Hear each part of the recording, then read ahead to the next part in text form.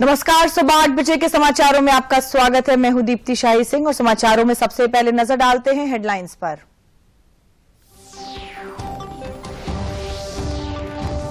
प्रधानमंत्री नरेंद्र मोदी अपने 3 देशों की यात्रा के तीसरे और अंतिम चरण में पहुंचे सिडनी। प्रधानमंत्री आज एक सामुदायिक कार्यक्रम में होंगे शामिल।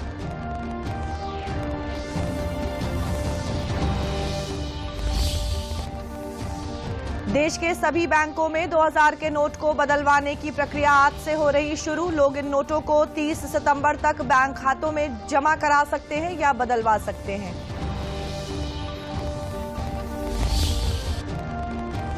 उत्तर प्रदेश सरकार और कोरिया गणराज्य के ग्योंगसांग-बुक डो प्रांत के बीच समझौता ज्ञापन पर किया गया हस्ताक्षर। इस दौरान मुख्यमंत्री योगी आदित्यनाथ ने कहा, उत्तर प्रदेश के साथ और प्रगाढ़ होंगे दक्षिण कोरिया के रिश्ते। और मुख्य सचिव दुर्गा शंकर मिश्र ने नगर निकाय के नवनियुक्त अधिकारियों के प्रशिक्षण के समापन सत्र में कहा, शहरों का विकास योजना बनाकर ही किया जाए विस्तार। शहरों को साफ सुथरा और हर दृष्टिकोण से बनाएं बेहतर। और अब समाचार विस्तार से। प्रधानमंत्री नरेंद्र मोदी 3 देशों की यात्रा के अंतिम चरण में ऑस्ट्रेलिया के शहर सिडनी में हैं।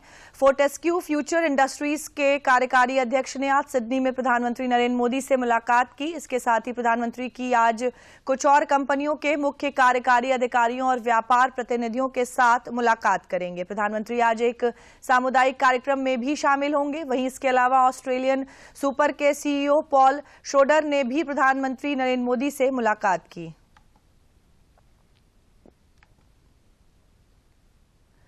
वहीं इससे पहले कल शाम सिडनी पहुंचने पर प्रधानमंत्री नरेंद्र मोदी का भव्य स्वागत किया गया। हवाई अड्डे पर प्रधानमंत्री का रश्मि स्वागत किया गया। इसके बाद जब प्रधानमंत्री होटल पहुंचे तो वहां भी भारतीय लोगों ने जोरदार स्वागत किया। भारतीय मूल के लोगों ने प्रधानमंत्री मोदी के समर्थन में मोदी मोदी के नारे लगाए।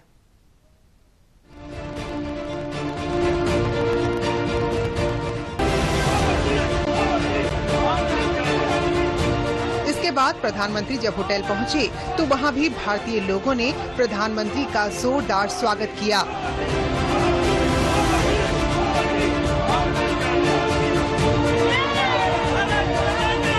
भारतीय मूल के लोगों ने प्रधानमंत्री के समर्थन में मोदी मोदी के नारे लगाए।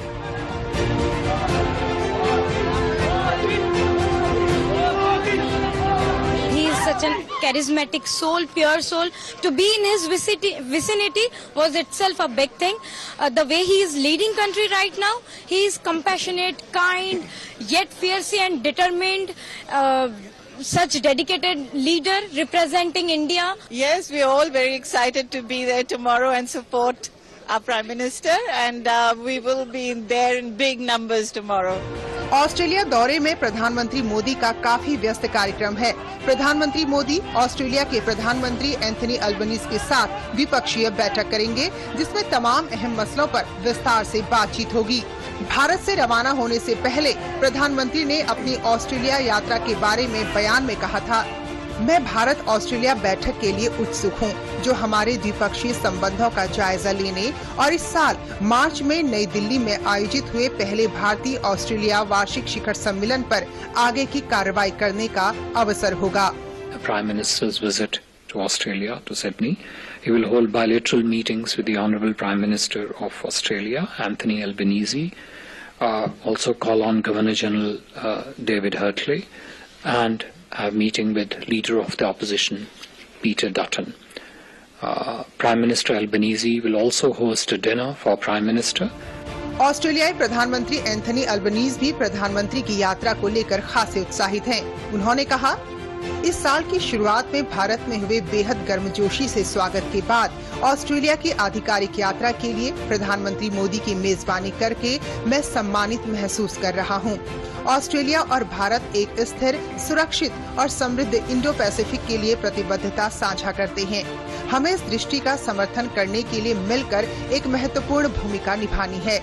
मित्रों और भागीदारों के रूप में हमारे देशों के बीच संबंध और मजबूत होंगे। मैं सिडनी में प्रधानमंत्री मोदी के साथ ऑस्ट्रेलिया के वाइब्रेंट भारतीय समुदाय के साथ जश्न मनाने के लिए उत्सुक हूँ। भारतीय समुदाय के लोग प्रधानमंत्री मोदी की यात्रा को लेकर काफी उत्साहित हैं। ऑस्ट्रेलिया और न्यूजीलैंड के तमाम हिस्सों से लोग इस कार्यक्रम में हिस्सा लेने पहुंच रहे हैं। It is hosted in Sydney, but it is an Australian event that is hosted in Sydney. और उसके लिए कल्चरल प्रिपरेशंस भी काफी चल रही है। हमें तकरीबन 2.5 घंटे का हम यहाँ पे कल्चरल प्रोग्राम कर रहे हैं और उसमें काफी लोगों को हमको ना बोलना पड़ा कि इससे ज्यादा नहीं कर सकते। और भारत के जितने प्रांत हैं, कश्मीर ले लो, गुजरात ले लो, मध्य प्रदेश ले लो, हर प्रांत के कुछ न कुछ जो डांस परफॉर्म्स है या फोक डांस है, उनकी आपको यहाँ पे झांकी मिलने वाली है। कुल मिलाकर प्रधानमंत्री नरेंद्र मोदी का ऑस्ट्रेलिया दौरा द्विपक्षीय संबंधों के लिहाज से भी काफी महत्वपूर्ण है।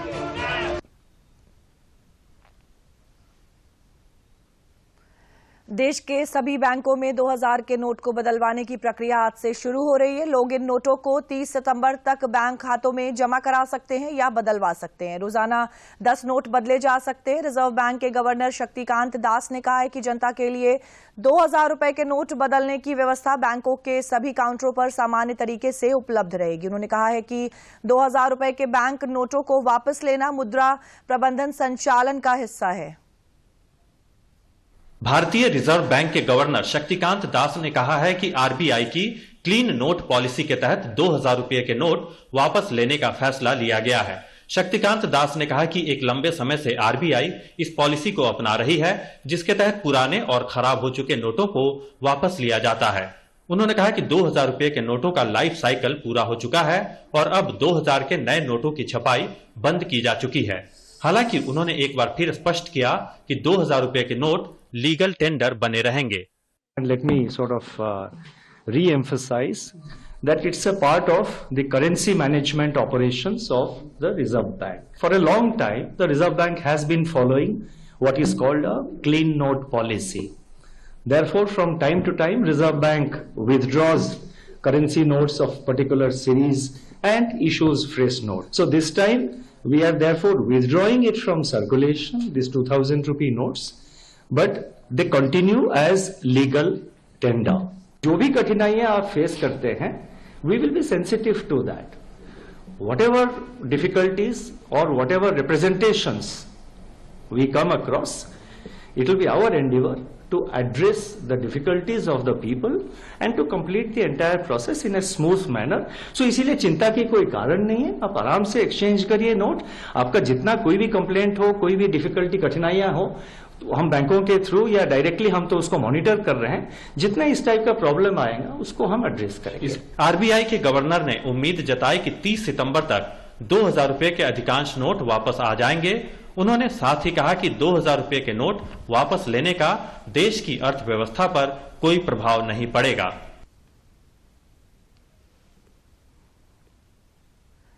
उत्तर प्रदेश सरकार और कोरिया गणराज्य के ग्योंगसांगबुक डो प्रांत के बीच सोमवार को समझौता ज्ञापन पर हस्ताक्षर किया गया। एमओयू के अंतर्गत दोनों प्रांतों में प्रगति एवं विकास के लिए शैक्षिक, आर्थिक और सांस्कृतिक संबंधों को प्रोत्साहित किया जाएगा। कोरिया गणराज्य के ग्योंगसांगबुक डो प्रांत के राज्यपाल ली चेओल्वू के नेतृत्व में एक उच्च स्तरीय प्रतिनिधि मंडल एमओयू पर हस्ताक्षर करने के लिए उत्तर प्रदेश पहुंचे। इस दौरान मुख्यमंत्री योगी आदित्यनाथ की उपस्थिति में एमओयू हस्ताक्षर समारोह आयोजित किया गया। उत्तर प्रदेश सरकार की ओर से अवस्थापना एवं औद्योगिक विकास आयुक्त मनोज कुमार सिंह तथा ग्योंगसांगबुक डो प्रांत के महानिदेशक bureau of economic and industrial affair Lee Young Seok द्वारा एमओयू पर हस्ताक्षर किए गए। मुख्यमंत्री योगी आदित्यनाथ ने इस सहभागिता के महत्व और दोनों क्षेत्रों के बीच विकास और सहयोग के नए द्वार खोलने पर बल दिया। उन्होंने कहा कि आज हस्ताक्षरित एमओयू दक्षिण कोरिया के ग्योंगसांगबुक डो प्रांत तथा उत्तर प्रदेश के बीच द्विपक्षीय सहयोग में वृद्धि की दिशा में एक महत्वपूर्ण कदम है। मुख्यमंत्री योगी ने दक्षिण कोरिया के मेहमानों का स्वागत करते हुए कहा कि दोनों देशों के स्वतंत्रता दिवस की तिथियां एक है। मुख्यमंत्री ने कहा कि दुनिया की नामी इलेक्ट्रॉनिक कंपनी सैमसंग और एलजी जैसे बड़े उद्योग का जन्म दक्षिण कोरिया के जीबी प्रोविंस में माना जाता है। इसी प्रकार उत्तर प्रदेश 250 मिलियन की जनसंख्या के साथ सबसे बड़ा उपभोक्ता का केंद्र है। ये गंगा के उपजाऊ मैदान और प्रचुर प्राकृतिक संसाधनों से परिपूर्ण भूमि है। आज यूपी $1 ट्रिलियन इकोनॉमी बनने की दिशा में तेजी से आगे बढ़ रहा है। उत्तर प्रदेश आयुर्वेद, योग, नेचुरोपैथी और जन्मभूमि है। आज यूपी में फार्म सेक्टर में बड़ा हब बनने जा रहा है। उत्तर प्रदेश में अलग अलग सेक्टर में निवेश की अनंत संभावनाएं हैं। नगरीय प्रशिक्षण एवं शोध संस्थान द्वारा नवनियुक्त उत्तर प्रदेश पालिका सेवा के अधिशासी अधिकारी, सहायक नगर आयुक्त, सहायक अभियंता, अधिशासी अधिकारी एवं राजस्व निरीक्षकों के आधारभूत प्रशिक्षण के समापन पर विशेष समारोह का आयोजन किया गया। कार्यक्रम के मुख्य अतिथि मुख्य सचिव दुर्गा शंकर मिश्र ने नवनियुक्त अधिकारियों का मार्गदर्शन किया। उन्होंने कहा कि बेहतर जीवन जीने की अवधारणा तेजी से बढ़ रही है और इस वजह से शहरों में जनसंख्या भी तेजी से बढ़ रही है। वर्ष 2011 में प्रदेश के शहरों में 31% आबादी निवास कर रही थी, जो अब बढ़कर 36% हो गई है। मुख्य सचिव ने नवनियुक्त अधिकारियों से कहा कि वह अपने अपने जिलों में जाकर उस जिले का स्थापना दिवस मनाएं। उन्होंने प्रधानमंत्री नरेंद्र मोदी और मुख्यमंत्री योगी आदित्यनाथ द्वारा लागू की गई योजनाओं का हवाला देते हुए नवनियुक्त अधिकारियों से कहा कि इन योजनाओं की सफलता की जिम्मेदारी और जन जन तक पहुंचाने का जिम्मा उनके कंधों पर है। मुख्य सचिव ने कहा कि देश में शहर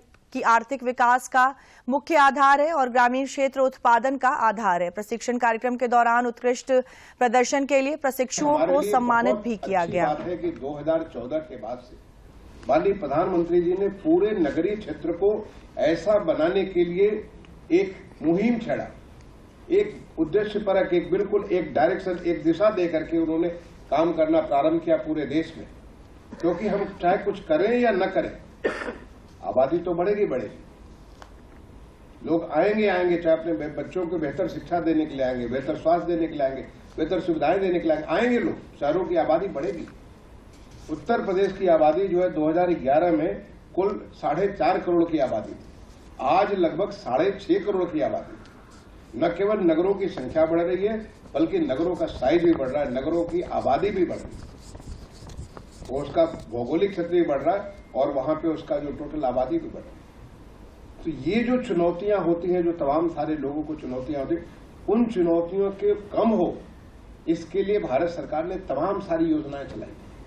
तकनीकी रूप से दक्ष बनाने के लिए एक बहुत ही समेकित भाव से लिया हुआ ये पूरा प्रशिक्षण कार्यक्रम जो है वो आयोजित किया गया और इसमें 10 तारीख को जो प्रशिक्षण शुरुआत हुआ तो उसको अलग अलग थीम्स में, अलग अलग मॉड्यूल्स में हम लोगों ने डिजाइन किया था, जिसको पीएस सर ने अपने नेतृत्व में डिजाइन कराया था, जिनमें हमने सारे एक्ट्स की जो भूमिका है, जो कॉन्स्टिट्यूशनल स्टेटस है आपका, उत्तर प्रदेश के जो म्युनिसिपल एक्ट्स हैं उसमें क्या व्यवस्थाएं हैं, ये लीगल कॉन्स्टिट्यूशनल पोजीशंस पर काफी विस्तृत और वृहद ज्ञान यहाँ पर दिया गया। ये ट्रेनिंग करीब 42 दिन की ट्रेनिंग रही, जिसमें अर्बन गवर्नेंस से रिलेटेड सारे मैटर्स, जितने मिशंस चलाए जा रहे हैं, राज्य सरकार की जो अन्य प्राथमिकताओं के स्कीम है, एक बदले हुए परिवेश में अर्बन गवर्नेंस पे इन लोगों को इन सब बातों की ट्रेनिंग दी गई। एक्सपोजर विजिट्स कराए गए, मॉक ड्रिल्स कराए गए, जिसमें स्वच्छ सर्वेक्षण, सारे स्कीम्स के बारे में एक बहुत अच्छी जानकारी फील्ड लेवल पे भी दिया गया।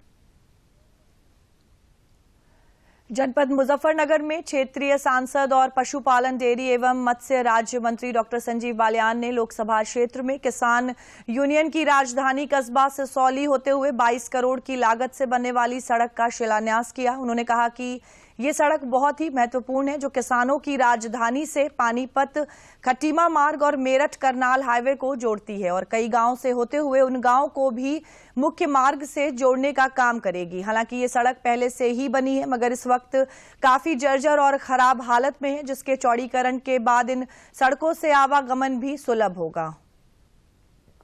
तो वो सड़क का चौड़ीकरण का 22 करोड़ रुपए से कार्य शुरू हुआ है और यहाँ राजकीय इंटर कॉलेज जो भारतीय जनता पार्टी की सरकार बनने के बाद यहाँ पे हुआ था, उसका भी आज लोकार्पण हुआ है। कॉलेज में करीब 180 छात्रों ने दाखिले हो चुके हैं। तो आज इन 2 कामों के लिए यहाँ पे एक सभा का आयोजन किया गया था।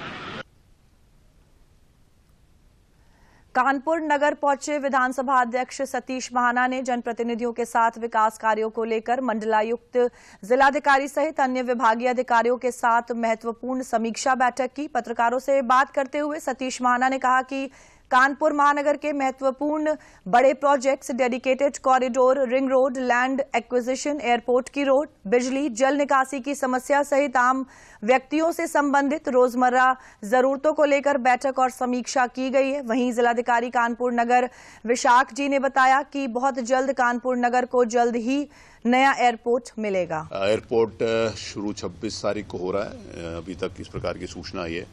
एयरपोर्ट के जो रोड है जीटी रोड से वहां पर एक वो रोड है, लेकिन आज मेरे द्वारा ये निर्देश दिया गया कि जाजमऊ से वाटर ट्रीटमेंट प्लांट्स होते उधर से भी एक रोड जो खराब है उसको भी ठीक किया जाए, उसको भी चौड़ा किया जाए, जिससे कैंट में रहने वाले लोग या उस तरफ के रहने वाले लोग उसको रामा देवी से आके जीटी रोड की तरफ ना जाकर वहीं से डायरेक्ट वो वहां पर आ सकते हैं। उसके लिए भी आवश्यक निर्देश दिए गए हैं कि इस तरह से भी जो एयरपोर्ट डायरेक्टर और उनके पूरी टीम के माध्यम से उसकी पूरी तैयारियां शुरू हो गई है और मुझे लगता है कि बहुत ही जल्दी कानपुर वासियों को नए एयरपोर्ट से अपना यात्रा करने के लिए एक ऑप्शन मिलेगा और 26 तारीख की जो इनॉग्रेशन के पॉइंट ऑफ व्यू से हम लोग उसकी तैयारी कर रहे हैं।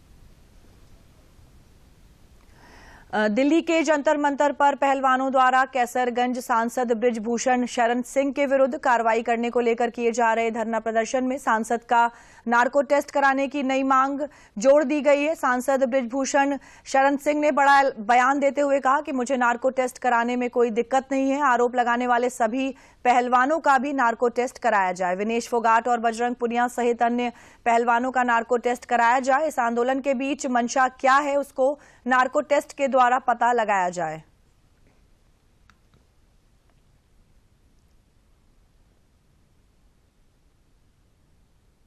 तो अगर इनको लगता है कि नार्को टेस्ट से सच्चाई सामने आ जाएगी तो मैं उसके लिए तैयार हूं। हाँ, जितने लोगों ने भी आरोप लगाए हैं, साथ और बजरंग पूनिया और विनेश और जिन जिन खिलाड़ियों ने आरोप लगाए हैं और हम केवल हमारे ऊपर लगाए हैं, तो इस पक्ष से तो केवल हम हैं और उस पक्ष से ये 7 हैं, 8 हैं, 9 हैं, 10 हैं जो है, तो सबकी जांच करा ली जाए। ये मुद्दा समाप्त होना चाहिए ना, बहुत लंबा नहीं चलना।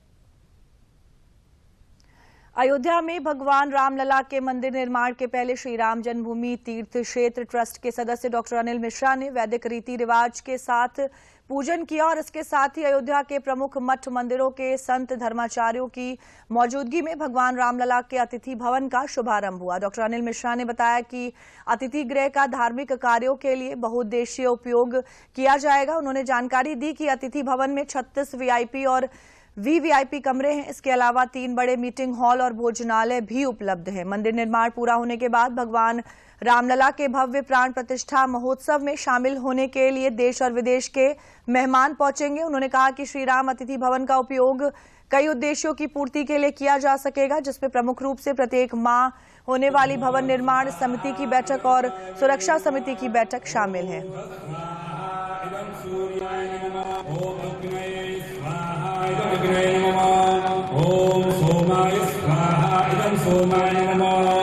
इसमें कुल 35 कमरे हैं, 3 मंजिला है, बेसमेंट है, 3 900 वर्ग फीट के सभागार हैं, भोजनालय है, भोजन बनाने का स्थान है। ऐसे करके कुल तीनों तल पर एक एक डॉर्मेट्री है। मुख्य रूप से ये हमारे ट्रस्ट में काम कर रहे कुछ इंजीनियर्स जो बहुत दिनों से यहाँ आकर काम कर रहे हैं, उनका आवास है। साथ ही साथ आने वाले अतिथियों को जो 2 दिन, 4 दिन, 6 दिन रहने वाले हैं, उनको रहने की सुविधा यहाँ रहेगी। मथुरा कलेक्ट्रेट सभागार में दक्षिणांचल विद्युत वितरण निगम लिमिटेड की डिस्ट्रिक्ट इलेक्ट्रिसिटी कमेटी की बैठक सांसद हेमा मालिनी की अध्यक्षता में हुई। बैठक में उन्होंने कहा कि रिमेंबर डिस्ट्रीब्यूशन भारत सरकार की स्कीम के तहत बदलाव किया जा रहा है, जिससे विद्युत उपभोक्ताओं को सुविधा मिल सके। बैठक में हेमा मालिनी ने जिले में चल रहे विकास कार्यों के संबंध में अधिकारियों से जानकारी लेते हुए जल्द से जल्द कार्य पूरा करने के निर्देश दिए। सांसद हेमा मालिनी ने किसानों की भूमि अधिग्रहण करने के कार्यों को शीघ्र पूर्ण करने के लिए जिला प्रशासन एवं भारतीय राष्ट्रीय राजमार्ग प्राधिकरण की सराहना की। इंडियन ऑयल कॉर्पोरेशन लिमिटेड के उप महाप्रबंधक राकेश मल्होत्रा को निर्देश दिए कि सीएसआर फंड का प्रयोग वंचित ग्राम के विकास के लिए किया जाए।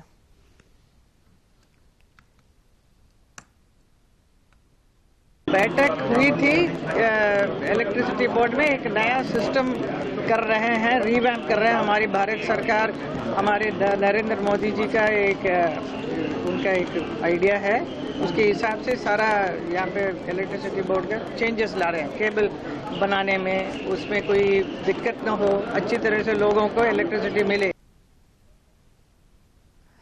आजमगढ़ में पसमानदा मुस्लिम समाज का राष्ट्रीय सम्मेलन संपन्न हुआ, जिसमें मुख्य अतिथि के रूप में पसमानदा मुस्लिम समाज के राष्ट्रीय अध्यक्ष अनीस मंसूरी सहित अन्य विभिन्न हस्तियों ने उपस्थित लोगों को संबोधित किया। वक्ताओं ने पसमानदा समाज के आर्थिक और सामाजिक स्थिति पर ध्यान आकृष्ट कराते हुए सरकार से उनकी बेहतरी के लिए मांग की। पसमानदा मुस्लिम समाज के राष्ट्रीय अध्यक्ष अनीस मंसूरी ने कहा कि मुसलमानों की कुल आबादी का 85% पसमानदा मुसलमान है, जो सभी क्षेत्रों में पिछड़े हैं। सभी राजनीतिक, सामाजिक व आर्थिक लाभ उच्च मुस्लिम समुदाय के लोग ले रहे हैं।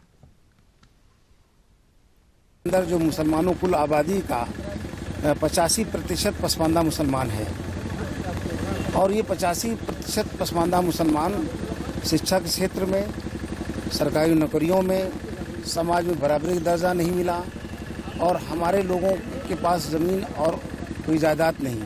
तो ये सभी क्षेत्र में पिछड़े हुए लोग हैं और ये पसमानदा हैं। इसलिए हम चाहते हैं कि इनके अंदर जागरूकता पैदा की जाए, इनको जागरूक करके और शासन सत्ता सरकार में इनकी आबादी के अनुरूप इनकी भागीदारी तय किया जाए। खेलो इंडिया यूनिवर्सिटी गेम्स 2022 में कबड्डी प्रतियोगिता की शुरुआत आज से होगी। महिला और पुरुष कबड्डी के लीग मैचों का आयोजन शाम को नोएडा के शहीद विजय सिंह पथिक खेल परिसर में होगा, जहां 3 महिलाओं और 4 पुरुषों के पूल मैच निर्धारित है। पहला मैच एचपी यूनिवर्सिटी और दुर्ग की महिला टीम के बीच खेला जाएगा। इस संस्करण के कबड्डी प्रतियोगिता में कुल 15 टीमें हिस्सा ले रही हैं, जिनके बीच पदक के लिए जोर आजमाइश होनी है। प्रतियोगिता लीग मैच 25 मई तक खेले जाएंगे। सेमीफाइनल 26 मई को होगा, जबकि फाइनल मुकाबला 27 मई को खेला जाएगा। गौरतलब है कि खेलो इंडिया यूनिवर्सिटी गेम्स 2023 का आधिकारिक उद्घाटन लखनऊ में भव्य समारोह के बीच 25 मई को होगा।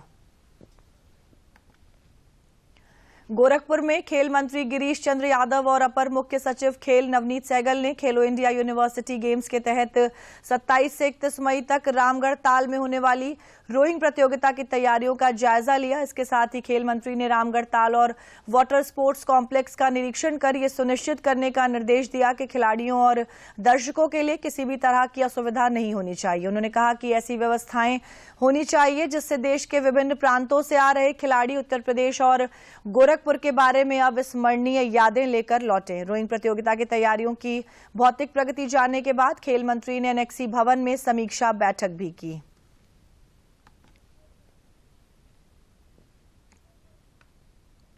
आईपीएल का पहला क्वालिफायर मैच आज गुजरात टाइटंस और चेन्नई सुपर किंग्स के बीच खेला जाएगा। दोनों टीमें चेन्नई के एमए चिदम्बरम स्टेडियम में भिड़ेंगी। इस सीजन में डिफेंडिंग चैंपियन गुजरात ने दमदार खेल का प्रदर्शन किया।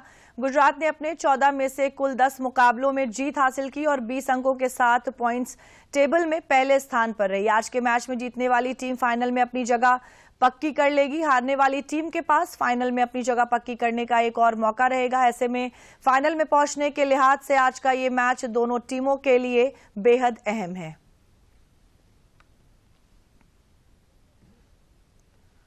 प्रदेश के कई जनपदों में भीषण गर्मी पड़ने से दिन के तापमान में बढ़ोतरी हो रही है। मौसम विभाग ने आज अनुमान जताया है कि प्रदेश के कई जनपदों में पश्चिमी विक्षोभ के कारण कई तेज हवाओं के साथ हल्की बूंदाबांदी हो सकती है। आज सुबह लखनऊ में कई इलाकों में हल्की बूंदाबांदी भी हुई। 23 से 25 मई के बीच गरज के साथ बारिश की बौछारें पड़ने की संभावना मौसम विभाग ने जताई है। ज्येष्ठ माह का तीसरा बड़ा मंगल आज सुबह से ही हनुमान मंदिरों में भक्तों की भारी भीड़ उमड़ रही है। राजधानी लखनऊ में आज सुंदरकांड और हनुमान चालीसा के पाठ का आयोजन जगह जगह किया जा रहा है। इसके साथ ही तमाम जगहों पर भंडारे का आयोजन की तैयारियां भी की गई हैं।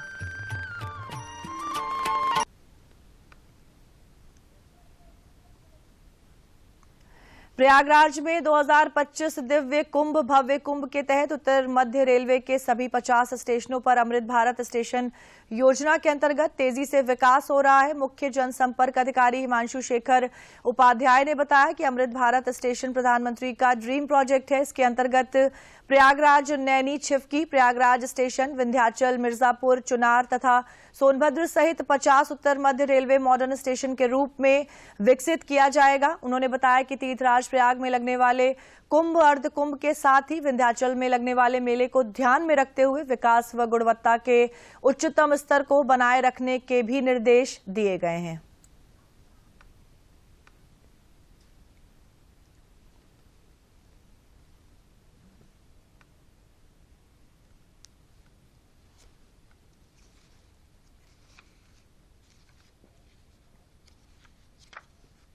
स्टेशन शहर को जोड़ने का केंद्र होना चाहिए।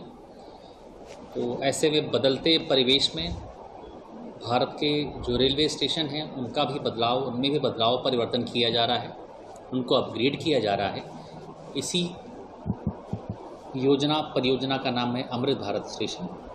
अमृत भारत स्टेशन योजना के अंतर्गत उत्तर मध्य रेलवे के 50 के लगभग स्टेशन चयनित हैं, जिनमें लगभग सभी जिला मुख्यालय और अन्य महत्वपूर्ण स्टेशन जो सामाजिक, सांस्कृतिक रूप से, धार्मिक रूप से महत्वपूर्ण है, वो शामिल है।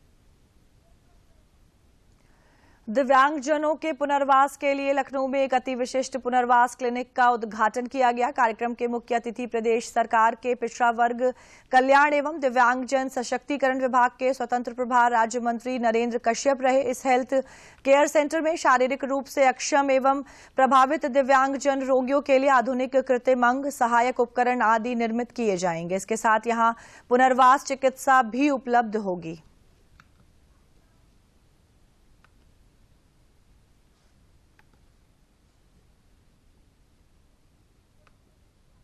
ये आधुनिक केंद्र एबिलिटी हेल्थ केयर के नाम से हमने इस्टेब्लिश किया है और ये मोदी जी के विजन के तहत, मेक इन इंडिया कार्यक्रम के तहत हम लोगों ने किया है, जिसमें कि ज़्यादा से ज़्यादा लोगों को, ये दिव्यांगता के क्षेत्र में जो लोग भाई बंधु अपने असक्षम हैं उनको सक्षम बनाया जा सके, और इसीलिए इसका नाम भी हमने एबिलिटी हेल्थ केयर डाला है। और समाचारों के अंत में नजर डाल लेते हैं हेडलाइंस पर।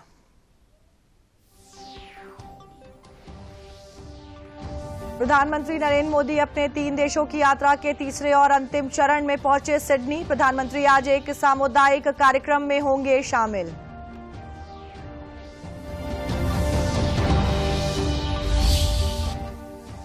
देश के सभी बैंकों में 2000 के नोट को बदलवाने की प्रक्रिया आज से हो रही शुरू। लोग इन नोटों को 30 सितंबर तक बैंक खातों में जमा करा सकते हैं या बदलवा सकते हैं।